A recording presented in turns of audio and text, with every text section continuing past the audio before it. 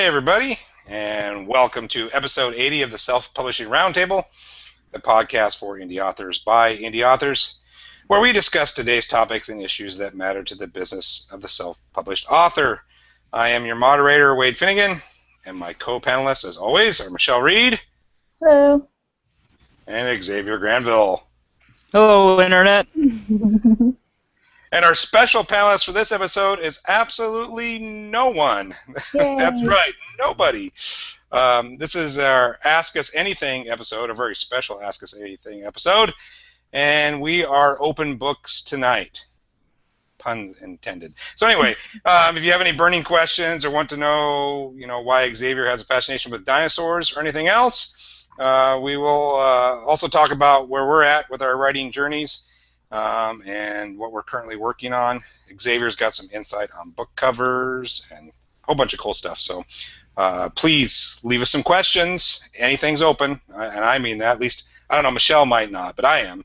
And then at the end of the show, take a moment to leave us a review on iTunes. We are going to get some shows updated soon. So if you happen to miss the last couple of weeks, which is some really good ones, check those out and give us a thumbs up on YouTube whenever you get a chance, or give us a social media share. It helps to keep the show viable. So, how are you two doing tonight? I'm fantastic. I'm just reading the comments and trying not to cry. Yeah. Hey, I'll give when we get our SPRT swag all settled out. First person makes Michelle giggle. I'll give that. And I think we were supposed to give but I don't count. So, but anyway, and then I thought we had a little giveaway last week that we might have screwed up. Didn't we have to? We were supposed to give some away, but anyway. I don't remember. I don't either. So, but yeah. So make Michelle laugh, and then we'll have some SPRT swag coming up pretty soon. So, are there any burning questions already, Michelle? Since you're looking at the comments. Nope. No. Nope, not yet. Okay. Just a lot of that's what she said. I wouldn't expect less from our audience. Coming from my husband, Matt Morris, and nice. That John Reed guy, he kind of bombs the place anymore. I don't know. He's something else. What is this picture tonight? What? I'm pretty sure he's going to win the. I can't tell if it's Sting or David Bowie. It looks like Sting and David Bowie had a baby. Okay, go ahead. Wait, on topic. Imagine Sting and imagine if they did have a baby. What a fantastic music. That would be. David Bowie and Sting. I got to apologize to Kate Morgan right off the bat because I guess I scared her when I started talking already. So sorry. Oh yeah. She startled the bejesus out of her. The bejesus. The bejesus. Yes. Actually, so let's at least keep it halfway professional for at least 10-15 minutes. So, Xavier, I was hoping that you could start off talking a little bit about covers, because you actually now, I know modesty is a Canadian thing, but I got to say, give Xavier a shout out. I've seen some of his cover work, to the woman to the left too, and it's freaking awesome, and I'm not saying that just because he's my Canadian friend. I'm truly mean it. He's really, really good. So, yeah. So covers. Let's talk a little bit about covers, Xavier. I just want to say real quick. Everybody who sees my covers say that they want them hanging on their wall as artwork. Okay, ready, go. Yes, they're awesome. Oh, John Reed says it is Sting from Dune. Very good. Yes. I thought I recognized it. It's just so small. It's so small. I can barely see the tiny Sting. That's what she said. Yes, it is a great show for That's What She Said. Yeah. All right, Xavier, covers. Yeah. Okay, so yeah, when it comes to getting into the question of whether you should design your own cover, there's a lot of various things that you should be thinking about.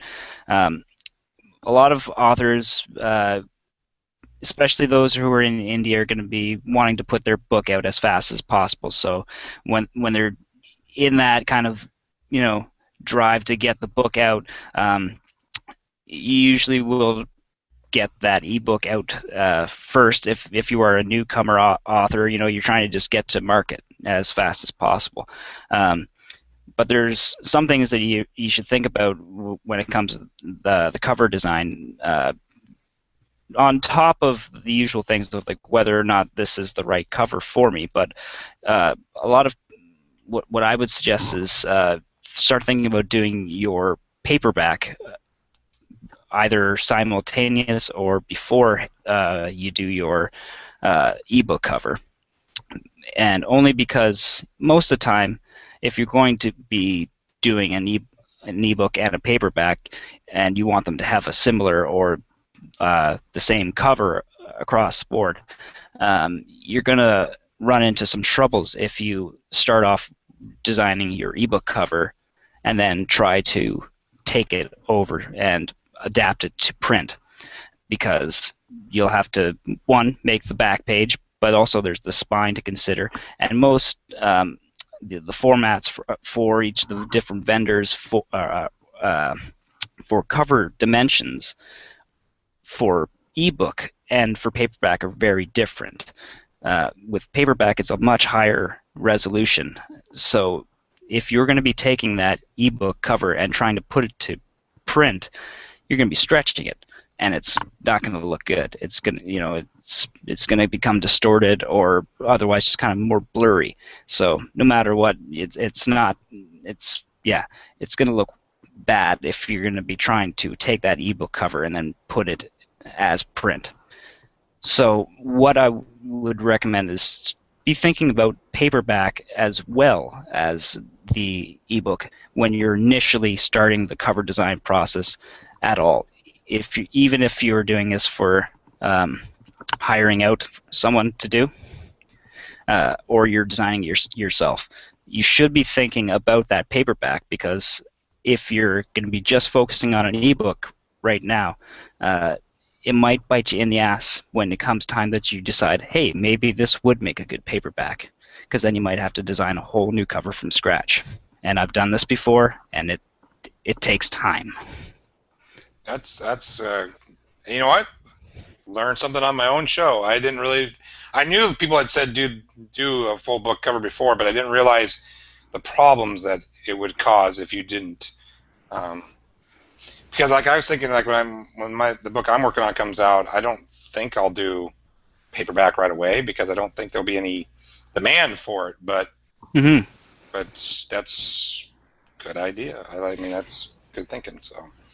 Yeah, and I thought this did the same thing too. When I had put out Dinosaur Noir, I had originally just put it out in ebook and had a design for, a cover design for the ebook. And so when I tried to adopt it over to print, I had all these difficulties because I had only had certain things of the right resolution. Luckily, and there's some things like I'm going to bring up with for artists out there. If you are looking into designing your own covers, I would definitely invest in a tablet, like a pen tablet of some kind. These are made by Wacom, in particular the one I have, Wacom Bamboo. But basically, you just use this little pen thing, and it acts as your mouse. So rather than using your mouse and having to, go through Photoshop and drag and drop things, you're using this thing as a pen, and turn it upside down. It switches to the eraser. Like there's all these great little things about a tablet that just create all these little opportunities of making the Photoshop not only easy but kind of fun. So definitely be thinking about those. If you are thinking about doing your covers yourself and do have some art background, rather than doing, scanning all of your images into the computer, you could get the tablet and just be diving right into Photoshop or your image program, whichever one you're using, and just literally draw within the program. That's interesting. Okay. That sounds terrifying. Yeah, I don't know how I would tackle that, but Yeah. No, thanks. It can be, but I got some more terrifying things that I'll show you. So I'll do a screen share, and just so I can walk you guys through some of this stuff. Okay. So, like I said, first what I did with Dinosaur Noir when I was reformatting this was found out how many words I was, pages that I was looking at. So I figured out what size of a trim that I wanted, and on Amazon you have a lot of different industry sized trims that you can select from. Some of them are available in different markets, so it's up to you as far as what trim that you decide, but ultimately the size of your trim is going to affect the number of words that you're going to be able to fit on a page. So if you have a certain page of a book, it might be more pages if you have a smaller trim, because it's going to be, trying to fit the same amount of words in a smaller frame, so you're going to end up with a thicker spine. But the crucial thing about doing this create space formatting of finding out how many pages it is so that way you can go to Amazon's cover design, and I do have. Oh, sorry, there's a question from Kate. Yes, you can use the tablet with PC as well as Mac. It doesn't matter which platform that you have. But if you go at the bottom, I posted a link for CreateSpace's paperback design. But basically, you click on that, you enter in your trim size, you put on the number of pages that you have, and it's going to give you a nice looking little template. So that's what that's going to look like basically. So from there, what I would usually will start doing, I'll put down a black background because I hate looking at a white screen. And usually instead of sometimes I'll even go as far as to write with a white text and black background. But Xavier, when I'm going to stop you real quick. So what I'm seeing, and I don't know what Michelle. Is it just black? No, I'm just seeing all. It's just a screenshot, screenshot, screenshot. Is that what you're trying to show? No. No. Do you see anything now? All I'm seeing is the desktop.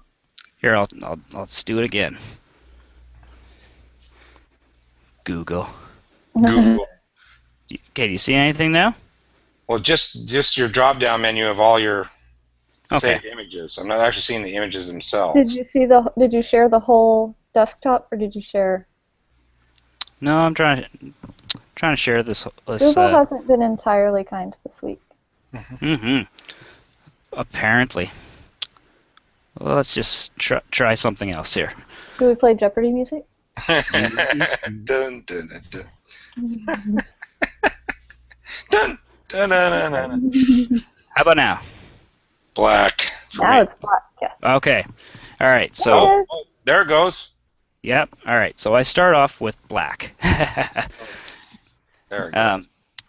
And that's because I don't like looking at a white background. So I'll start laying in things slowly. Nice. Now it's working. Yep.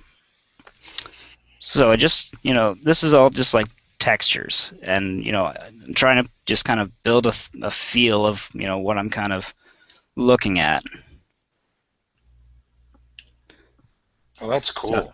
So now I've figured out where my spine is, and I want to have a nice, interesting looking spine, because if you're going to be spine out on a bookshelf, you might as well make that spine look cool.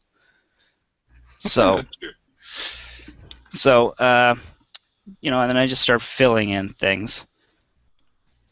This is where I'm starting in with the fonts. And now we're getting into the actual front cover, laying in all these smoke and backgrounds and all this different stuff. And I'm getting into Rick here. I gotta say, Rick looks like one badass dude, dude. I like it. Badass dinosaur. Yep. and so just kind of adding all these little elements in that it does take a while, but eventually you get something, that looks like that, and turns out to be a nice looking paperback.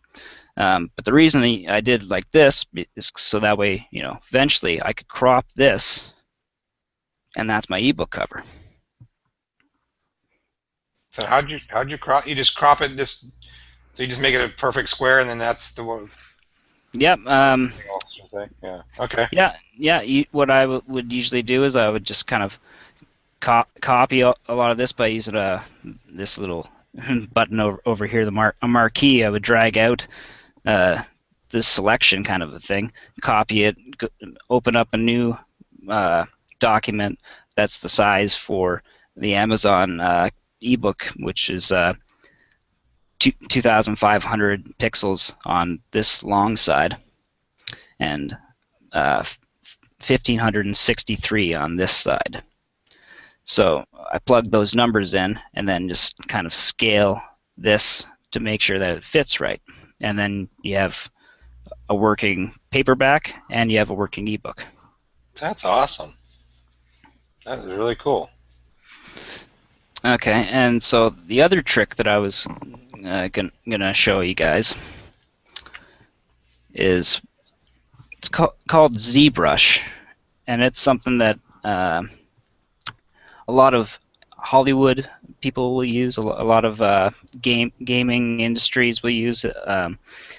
It's for 3D modeling, and a lot of people will use it for faces, like high resolution CGI faces, so like Avatar was done with the ZBrush. They had a lot of different big movies use it. But basically, it's a sculpting program that uses the pen tablet thing that I was showing you, and you're able to instead of kind of drawing like in Photoshop, how you're kind of drawing on a canvas, with ZBrush you're working with clay kind of a deal. So it's almost like sculpting by hand within a 3D program, if that makes sense. Is that what you were doing on Scott's book? Yeah. So I'll neat. screen share again. So basically, I start out with this ball,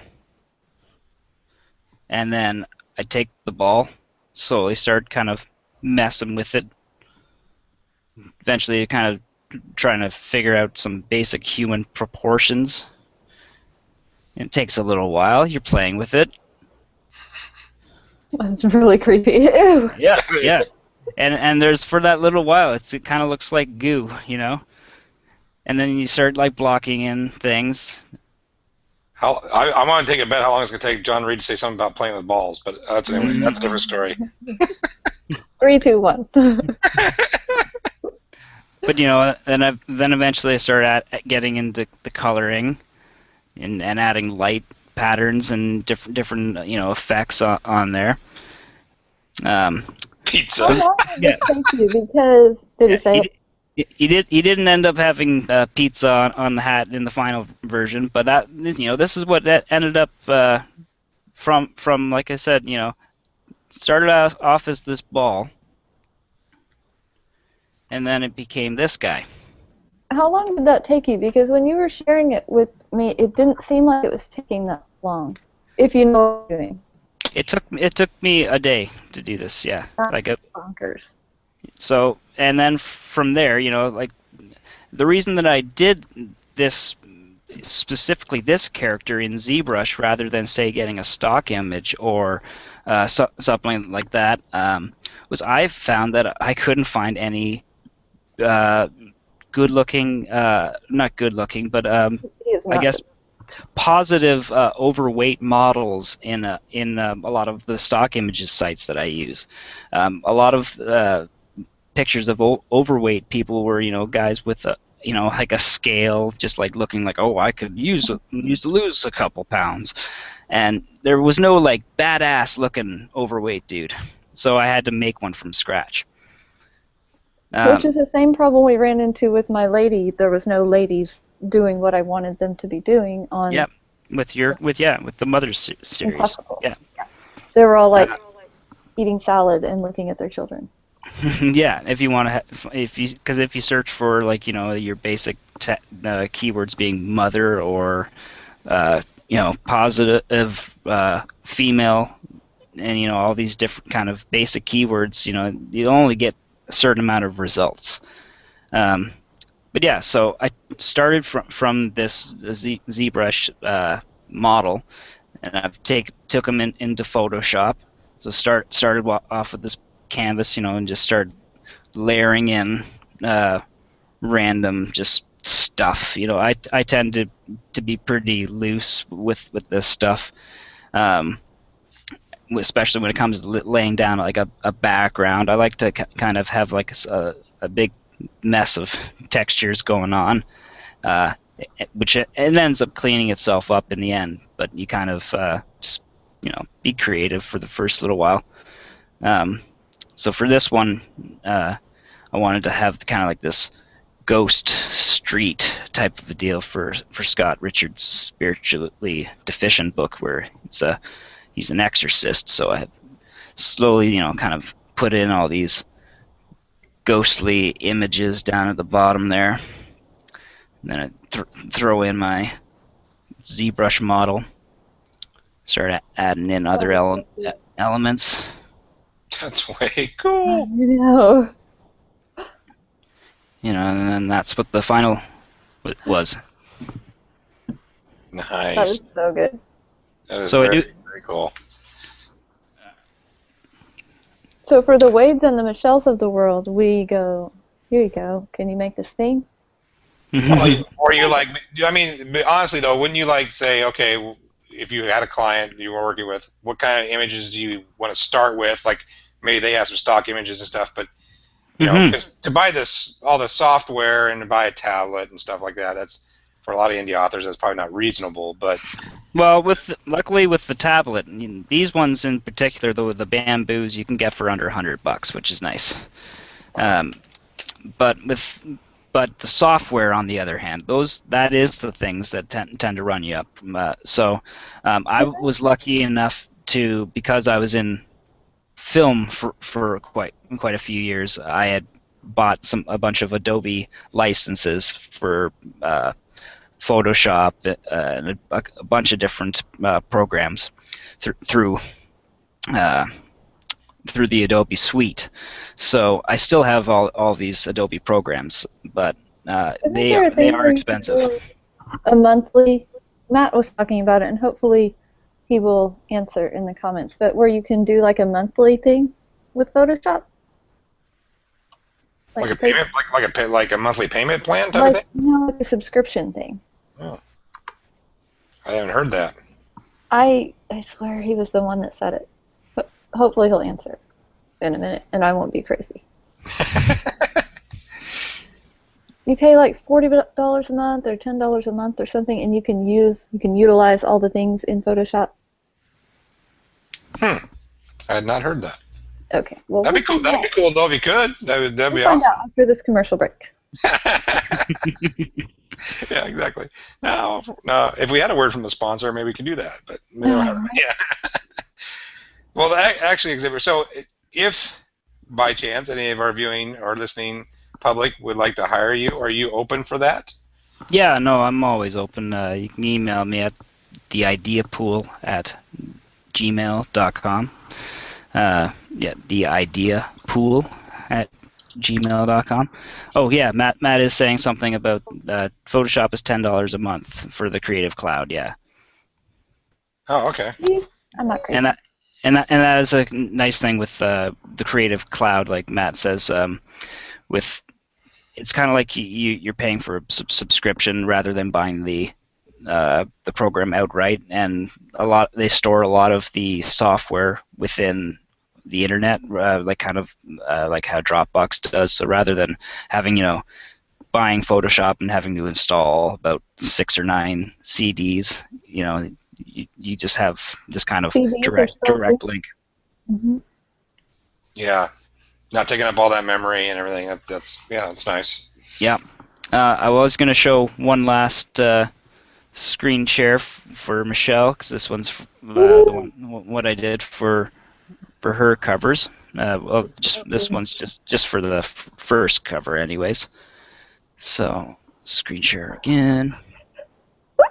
So I'm gonna mute myself now because I'm reading comments. Okay. So yeah, like I said, blank canvas. I need to have put down a black because that's I say it's not like your soul. You're not like Dave, but anyway. Yeah, no. There's just something about a blank canvas I find intimidating. I don't know what it is. It's just kind of like even same with a blank screen when you're typing. Like there's nothing more intimidating than a blank screen to me. Yeah. So because the options are endless. So so eventually Michelle and I we decided we liked the art done by this one particular artist on this one stock photo site, and I really like his or her. I don't know the gender of the artist, but does great work, and I've used a couple of them on other covers as well. But so I wanted to use this, but the problem with using stock covers is that if other people have used them as well, you have to kind of do something with it to make it look different.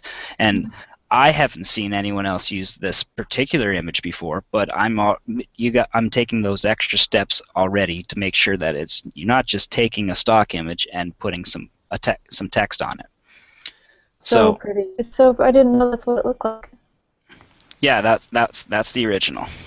So that's what you can see where I've erased. Mm-hmm. But yeah, so I started laying down extra textures and then I started adding in some color. Start getting into a lot more textures down here. I used a lot of what's called bokeh, B-O-K-E-H. It's a light effect that when light hits a camera lens, and a lot of times you can find lots of great pictures of just kind of neat abstract designs that are just light hitting a camera in funny ways, and those just make for great little things to add in. So eventually, I ended up with this as my kind of basic theme, and then started adding in the text, and then so that was finished there. That is so pretty. It came out great. I'm so glad that's fine. That is awesome. It came out really well. And then it's nice too because then your series, Michelle, has that continuity. Mm-hmm. So they all look. He color corrected on all three to make them. It was just so neat. Bravo, Xavier, bravo. Yeah, I'm proud to have them. That's awesome. That's really awesome. So. Well done. I know we don't want to shower too much praise on him because he'll feel bad and he'll have to apologize. Yes, exactly. There's only so much a poor Canadian can take. Eventually, I'll just go crazy and just plot to rule the world or something. It's never happened. What a nice world it would be. Michelle, do we have any legitimate questions from the website, or has it all been banter? No, there have been a few, but I can't. The random memes are freaking me out. So yeah, that smiling guy scared the piss out of me. Everybody likes the subscription model for Photoshop, so if you're a creative person, I would definitely give that a try. Okay. Or for all the Adobes. Yeah, $50 a month for the Adobe Cloud. Obviously, there's going to be certain things that you probably won't need. So pick or choose between your individual Adobe products if you want to. But I tend to use Adobe Flash a lot, and strangely, I don't use it for making Flash animations. I tend to use it as a drawing program because a lot of people will use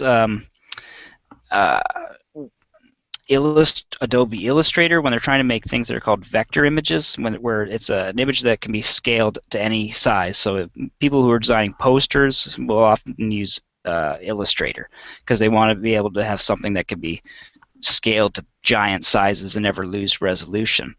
So Flash works a lot like how Illustrator does in the sense that it's vector images, but I like the way that Flash works as far as a drawing program as well. So a lot of times I'll draw something in Flash, just like a line drawing, and then I'll export it into Photoshop just so that way I can have, if at some point, say, I wanted to go back and do a paperback cover of something that I'd hand drawn, I can go back into Flash and export that drawing at a larger resolution because it's vectorized and it never loses resolution. Was that English? Yep. No, that was Greek. I hope somebody somewhere, and Kate probably understood what you were talking about. Yep, there's probably some people that get it, but And basically, yeah, a vector image is something that can be scaled to any size, but most images are bitmaps. So, and that's that's what gets into like those the nonsense of the TV shows where it says, "Can you zoom in on that?" And it's like, "Can we fix that? Clear it up?" It's never going to look any better. It's a bitmap image. It's only as big as whatever it was recorded at the time.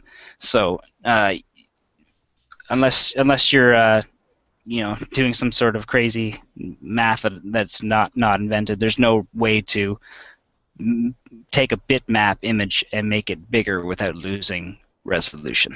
You need to link that in the comments, that video that you showed me.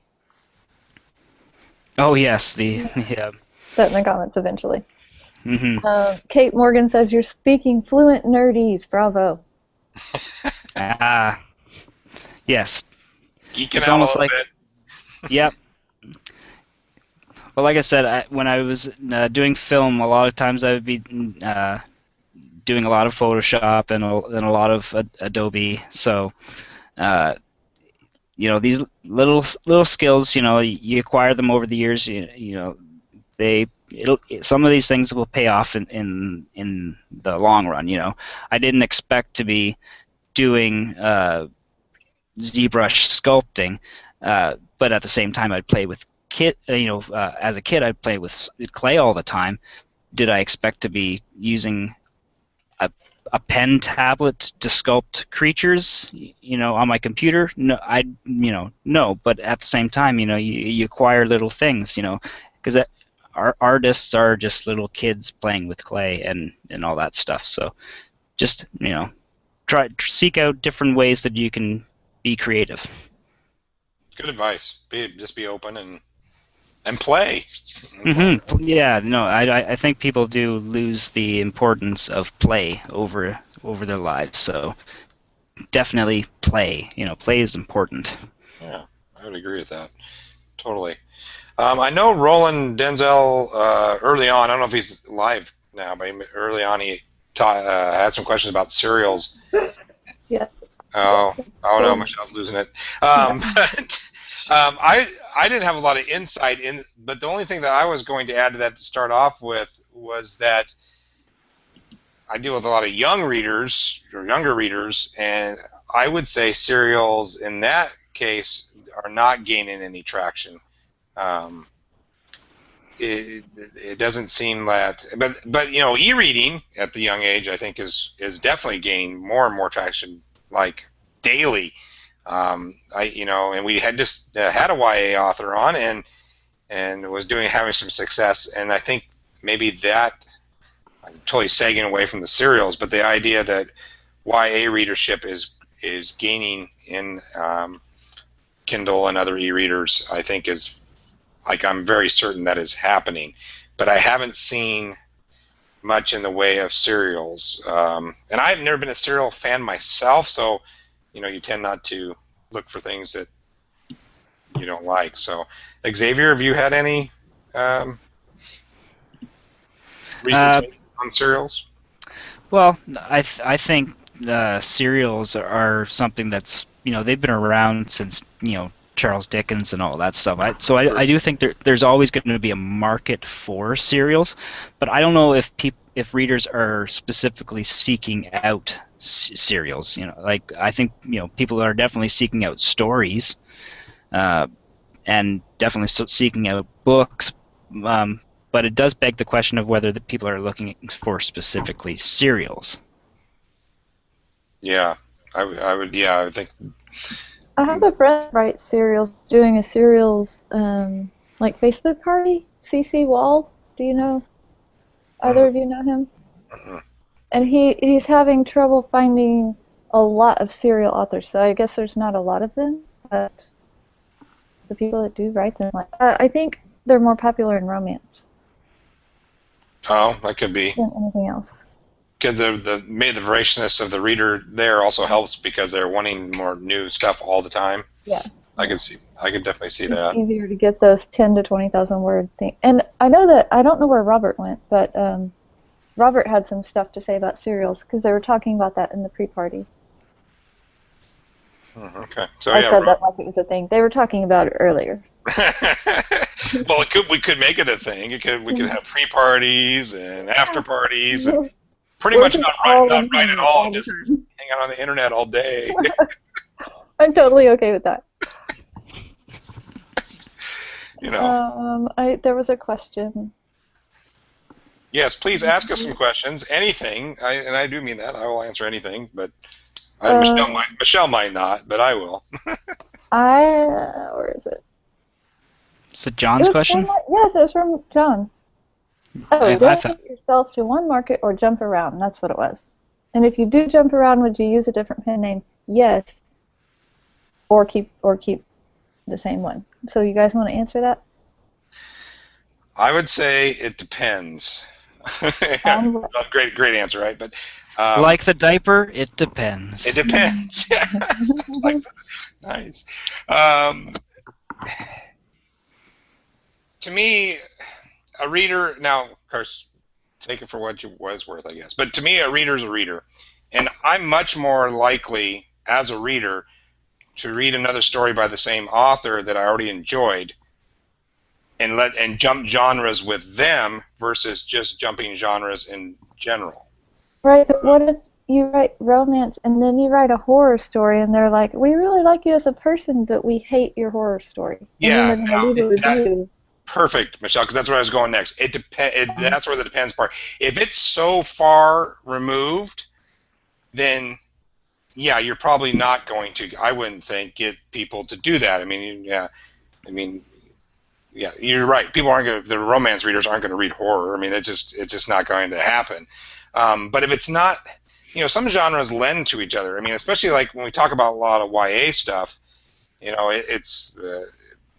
You got lots of crossover, and so I think it's latching on to authors is way more important necessarily than the genre in. Now, I'll go on the flip side of that too. So you take somebody like Ellen Hopkins or Sarah Dessen, and you know exactly what you're going to get with their books. And that works really, really well for them. I mean, it works really, really well. So, I don't know. I mean, I kind of like to jump around a little bit just as a storyteller because I like to tell different stories from different things and maybe have a common element, but a little bit in different genre. But I think if you find that niche that's working, and you want to sell a lot of books, to me it makes a lot of sense to stick in there and keep pumping them out because people will keep buying them. I vote right in the same and have different pen names. That's my official vote. I vote don't change them, don't cross them at all. And that is based on only listening to other people, so I don't feel like an expert to say, but yeah. Yeah, the only thing I would say with different pen names is it's like starting over. I don't know. I mean, maybe it's not, but didn't you see that Lynn Baroker thing where she did a brand new pen name just to see if she could just start out all over again? Yeah, and she was successful. So I mean, there is. Yeah. You can do it, Wade. Come on. Xavier, you got a answer for this? Weigh in.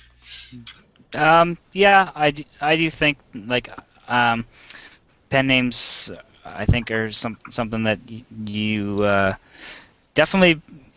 If you don't think that the book should be attached to your name, definitely think about a pen name.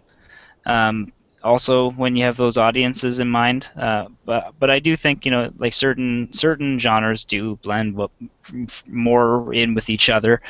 It does depend on how I guess how loyal you want your individual fan bases to be. If you are going to be that one author who just puts out zombie books and you are only putting out zombie books, then it would make sense to create a pen name if you decide to suddenly do dark fantasy romance. So there are lots of things to keep in mind with this, but in my personal opinion, I think you just need to really know yourself as an author. Like, what do you want to put out? And if that book does not fit with the entire catalog of what you're going to be putting out down the line, like, and do try to think, 10, 15 years down the line, imagine yourself having 15, 20 books out, and if that one doesn't fit in, well, maybe it's a pen title one. It's a good point. Yeah, and sometimes, like in my case, a profession that I have, I might have to be careful about my name and being connected with whatever I'm writing. Not that I'm writing any smut or anything like that, because I'm not, but I could. Now we know. Yeah. And so I guess you got to think of that as well. For sure. Okay, so Michelle, I saw you smiling, so now I got to look at the comments again. Is there anything on there that I need to know to ask? Or? No. Okay. What the fuck are the prizes? No, there are prizes. No one told me. Someday there'll be prizes soon. Eventually. Yeah. I got a prize. I got a prize from this show. You did. That's right. You still have it, or did you? I do still have it. I still have it. I wear it to do yoga in, actually. Oh, there you go. See, that's multi-purpose too. Yeah, it's like a weird size. So I just. Come on, ask us a question, somebody. Please, ask us a question. Mr. John Reed says Wade is a dirty, dirty boy. Great. This is what I want out there. No, we just got lots of "that's what she said" jokes. Yeah, that's our crowd, I guess. Yeah, 24 people watching live, and they're all so silly. Well, Batman Erica just showed up. I love that. I love that name, Batman Erica. She said that her new pen name is doing better than her other pen name. Oh yeah. She's had very good success with her newer pen name. I'm too lazy to type, so I'm going to ask her here. Is it the same genre, or is it something totally different? It's totally different. Yeah. No. Erica has the two different names, because the one under Erica Conroy is like sci-fi, fantasy, romance, but the other one, I can't remember the pen name of the other one that she does, but it's more like romantic comedies and big beautiful women comedies. Like there's a couple of different ones that she has going on there. One of them's like about a roller derby romance. Like it's a lot of kind of like sweet romances. Nice. Michelle, to put you on the spot, I wanted to talk to you a little bit, or talk to our audience a little bit about putting that box set together that you've been working on. What sort of things have you learned, found out?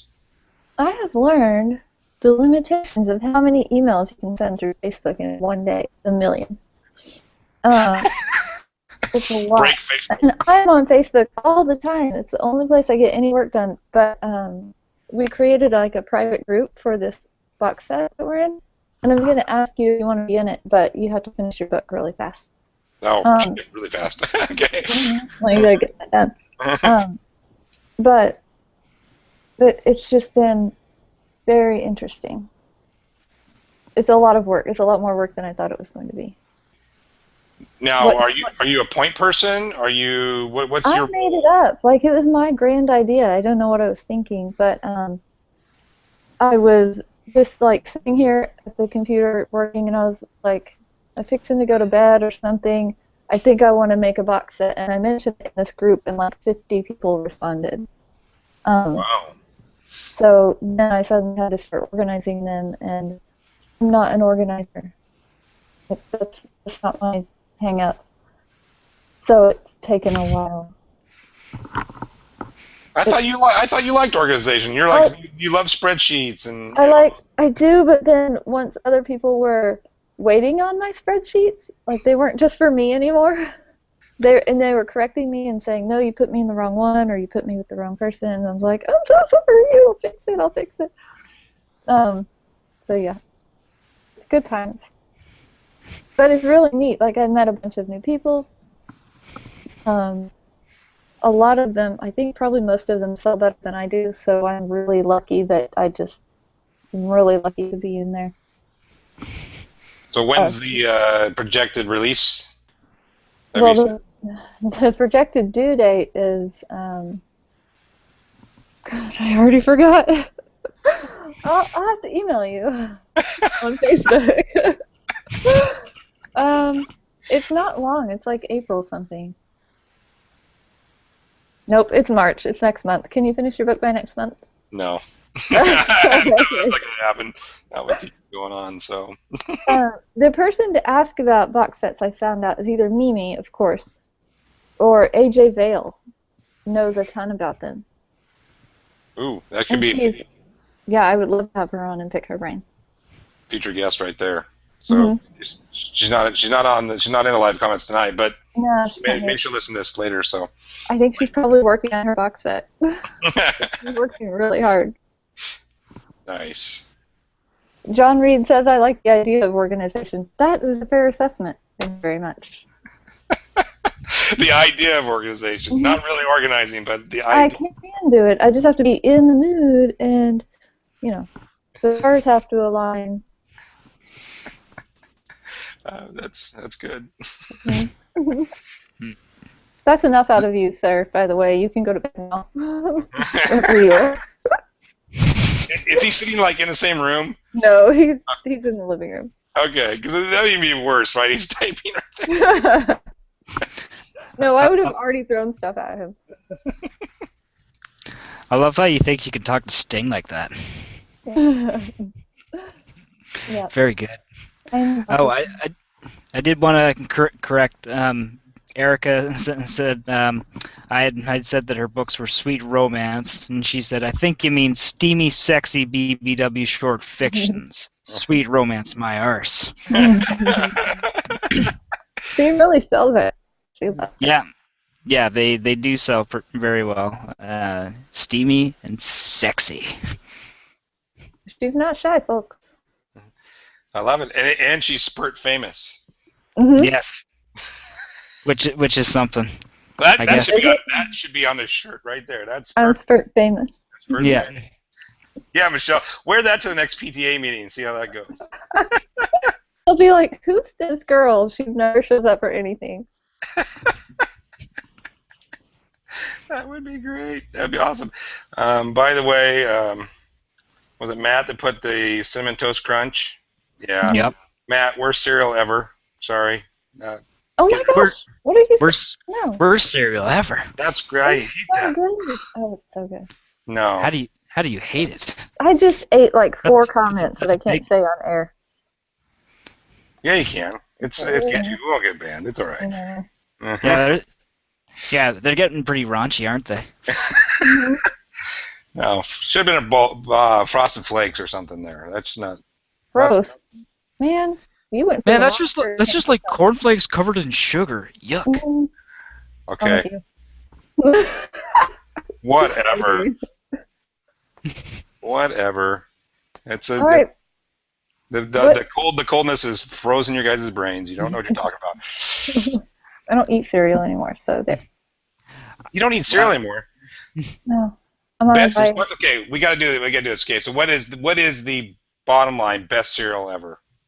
Because cereal is a great thing. Raisin Bran? or granola. No, actually, it's probably Cinnamon Toast. Yeah, are you saying the best for you or the best? No, not the best for you. No, not healthy. What the hell? What are you thinking? No, not healthy. I really like Raisin Bran, okay? No, you do not. You are lying. 2 scoops of shit. Come on. Exactly. Brain right things faster. All right, I'll tell you mine then, and then Xavier. I don't know. Maybe in Canada they don't have it. I don't know, but Fruity Pebbles. Ew. You ever eat Fruity Pebbles? I have. Not if I can help it. That is the Fruity Pebbles. Freaking awesome. You probably like those Count Chocula ones too, don't you? Nah, I don't like it when it turns to milk. No. Okay, yeah, that's nasty. Yeah, Lucky Charms are really good. But I say Fruity Pebbles. And then I remember for a while when I was a kid, they had Pac-Man. Yes. What? You know what the best cereal is? The Oops All Berries, where it's all the berries from Captain Crunch. Oh, that was the best. That was my favorite. Finally, Michelle. Now you're talking. Get rid of that Raisin Bran shit. Finally, that's good. So good. Yeah, in Canada we don't get near as many of those anymore. Like I remember for a little while when I was a kid, a lot of like Fruity Pebbles and Tricks and stuff like that we would get, but now we don't get them in Canada as much anymore because of a certain red food coloring that's like red number 24 or something like that. So there's certain foods that are legal in Canada that come from the States, so we don't get them. But I remember Fruity Pebbles from when I was a child. Yeah. Yes, I recall those days. Yeah. And it was like a special. Like it was like only like Sunday mornings because Mom and Dad were like, "I'm not buying this crap all the time, but once in a while." My mom bought me crap all the time. I don't know who you Yeah, because I remember like we used to also have the Flintstones vitamins. So I was, like, I remember like as a kid, having that rationalization in my mind where it's like, Mom, can't I just have a thing of Fruit Pebbles instead of this vitamin? It's kind of the same thing, right? Right. Yeah. It's Flintstones. Yeah, same guy in the box. Vitamin Flintstones. It probably is just as good for you as Flintstone vitamin, honestly. Yeah, Flintstone vitamin probably doesn't have any actual nutritional value whatsoever, but that's I think there's probably red food coloring in them too. Red dye number 22. Yeah, I do think my favorite cereal was probably just good old-fashioned Fruit Loops. Oh yeah, you can't go wrong with Fruit Loops. Good choice. Yeah, solid. Buddy's here. Hi, Buddy. I like fruit-flavored oats. Okay, now what did Erica just put up? What the hell is that? Crunchy honey clusters. Wow. It looks like it's already been eaten. Crisp honey clusters blended with lightly toasted muesli. Oh, I feel so sorry for her right now. Right. The goodness of whole grain wheat and New Zealand oats. Oh yes, Kate went with the Lucky Charms. Oh, I remember when I went to college and then you could buy like any cereal you wanted to. So it was like Frosted Flakes, then Lucky Charms, and then fruit. It was all sugar just lined up in the cupboard, and we'd eat that for dinner a lot of times. What's that? What's what? I said, what's college? What's that? Oh, okay, yeah, I get well. Buddy wants to know, Xavier, you got any beard grooming tips? I use a pair of scissors. I'm actually not joking. I'm kind of badass like that and lazy. Well, if you're a true Canadian, you'd actually use a knife, right? I mean, it would be like, Oh yeah. Isn't that what they do in Canada? I don't know. It's too cold in Canada. We don't socialize. I haven't met another Canadian in months. Hibernate. Yeah. Well, that's just it. We're all too full up on berries. Maybe in the spring. There's the Michelle giggle. Sweet. Yeah. For the win. For the win. Yeah. Canadians and you didn't know you didn't know that Canadians love berries? We can't get enough of them. Blueberries, blackberries, strawberries, boysenberries, gooseberries even. Fuck it. That's awesome. That is You're just both awesome. grounded. This is great internet tonight. Mm-hmm. Stick with us for 4 more minutes. We might say something important. We might, yeah. Well, if our dang viewers would, oh, Erica's wishing you a happy birthday, or Michelle. That's right, happy early birthday. Well, it's her birthday in her country, so there you go. Yeah, isn't that cool? I wondered why people were posting, and I was like, oh yeah, it's technically my birthday somewhere. Yeah. I'm already older. Happy birthday to you. I'm gonna share this. What are you gonna share? Do you see it? That is so special. That's just for you, Michelle. It says, fuck com, it's your birthday, bitch. Nice. Can I get that on the shirt? Because for the PTA meeting. Yes. I hope I so. would never wear that shirt. If anybody I know is watching this, I would never wear that. No. No. All right, come on. Anybody got any questions? Let's see. No. Oh my word. You're getting all the happy birthday wishes now. No. John's sharing Hitchhiker's Guide to the Galaxy pictures. Why did the cereal make him think that though? I don't know. I don't get the connection. I don't know, but I'm glad it did. Oh, because it's Vogels and they're Vogons. Oh. That's a solid connection right there. We're gonna watch that movie after the show. I love that movie. It's so good. I love Martin Freeman so much. Anyway, books. Erica, what's fuckberries? I don't know. Yeah. I'm just wondering if I said fuckberries at some point. I think that you did. Maybe you did. Well, that's just it's like, you have fuckberries? Did I say fuckberries? Now I'm gonna be that guy who says fuckberries. Well, yeah, I better embrace it now at least, you know. I'll just be the fuckberry guy. No more talking for you.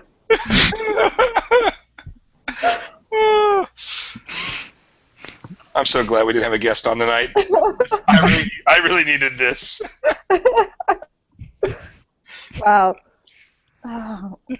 I'm just going to try to be quiet for 2 minutes. Kate said, quick, someone talk about getting reviews or newsletters. That's right. I love reviews and newsletters. I, too, enjoy reviews and or newsletters.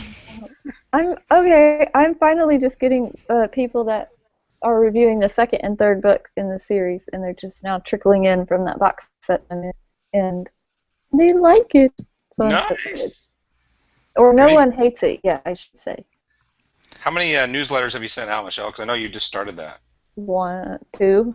2? Yeah. I would almost said 1, but Matt would have had my hide. I did actually send 2. Okay. And any responses from those or anything? Or have you heard anybody You can talk get about? responses? I didn't know you could get responses. Also probably going to get in trouble for that comment. I'm not supposed to teach me how to use MailChimp. But he's been busy. He helps me figure out all of the stuff that doesn't work with my brain. I would rather just sit down and write a book and just be done with it, but apparently there's other stuff you have to do. Unless you go traditional and then you don't make any money and you're poor forever, so it's okay. But That's right. How do you get reviews on your newsletters? yeah. Who was that? Was that John? Oh, God. Yeah. Yeah, I knew it. I didn't even have to look. That was John.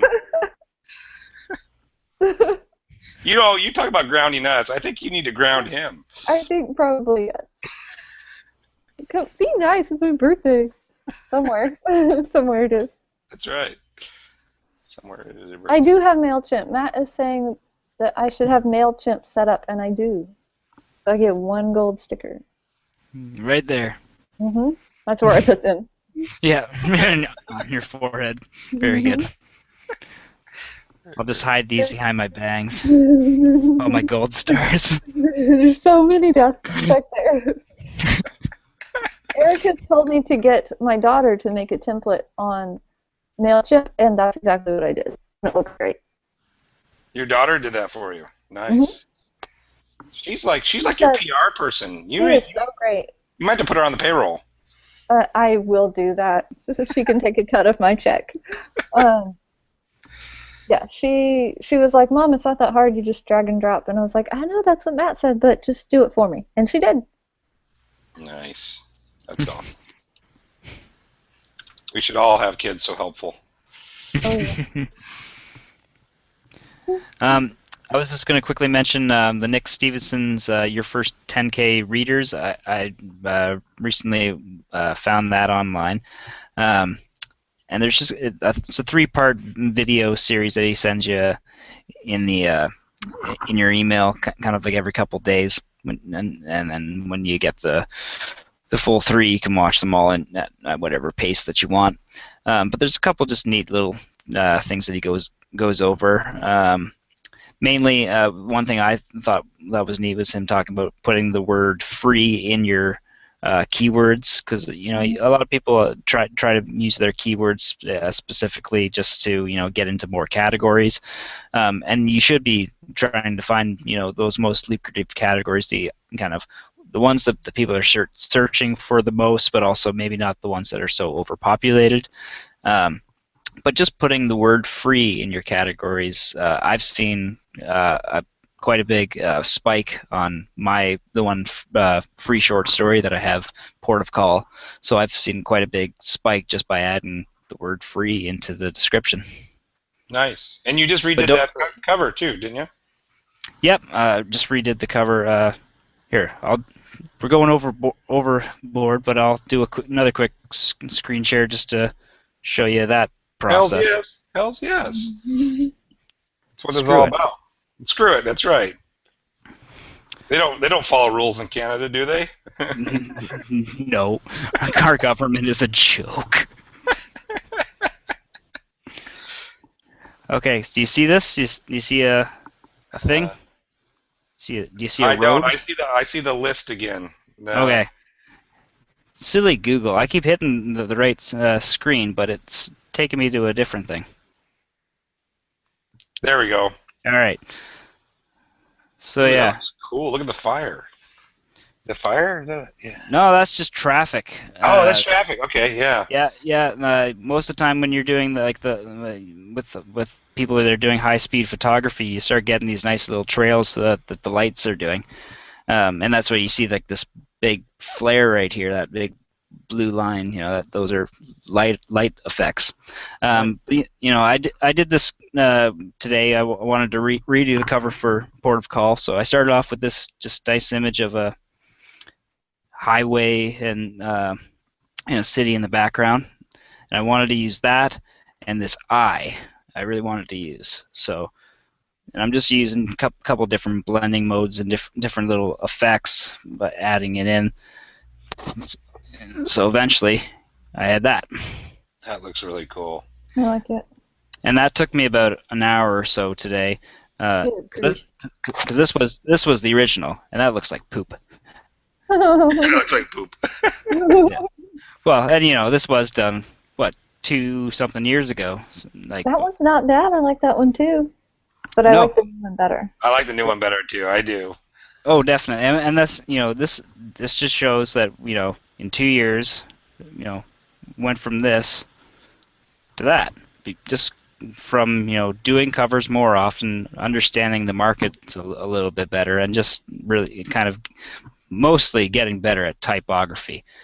That's the one thing that a lot of cover designers screw up on, their typography, because you could see in here, I've only got one font going on, and that's good, but it's not arranged right. There's there was a big empty space here, big empty space here, and a big empty space here, and all my information's kind of scattered around. Try to find the right empty spaces, so that way it draws the eye correctly. You want to be drawing your eye right here into the middle of the canvas, and so that way eventually you can roam around and find these little things. That's awesome. Nicely done, Xavier. Yeah. You come a long ways in 2 years. I like to think so. Yes, you are the smartest one of the three of us with the computer business. Oh my God, John Reed with the friggin' Rob Ford picture. I love how we have a crackhead in office. Look at those eyeballs. Oh my. Yeah. That's scary.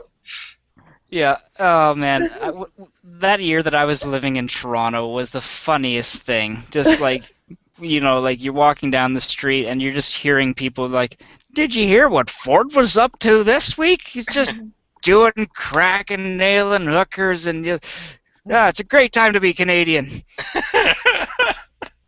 Wow.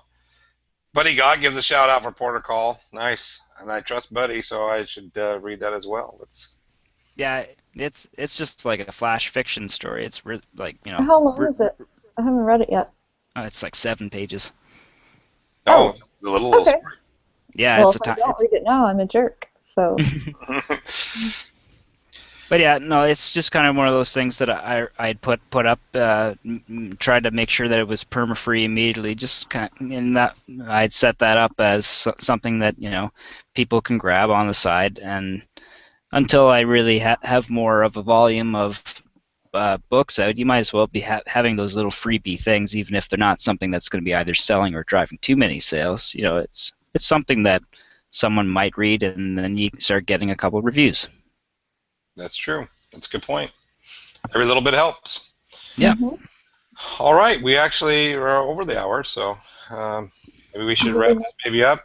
Yeah. I would like to do one of these again, though, so maybe we'll, down the road, I don't know, necessarily ask us anything, but just the idea of just us chit-chatting, talking about whatever. I don't know. With maybe less jokes.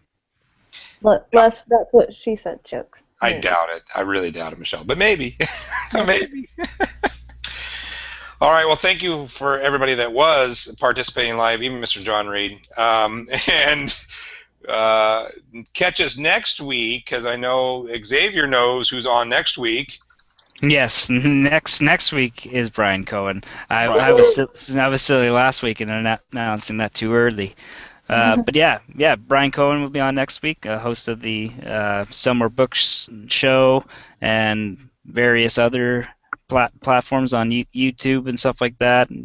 YA author, just an overall funny guy as well.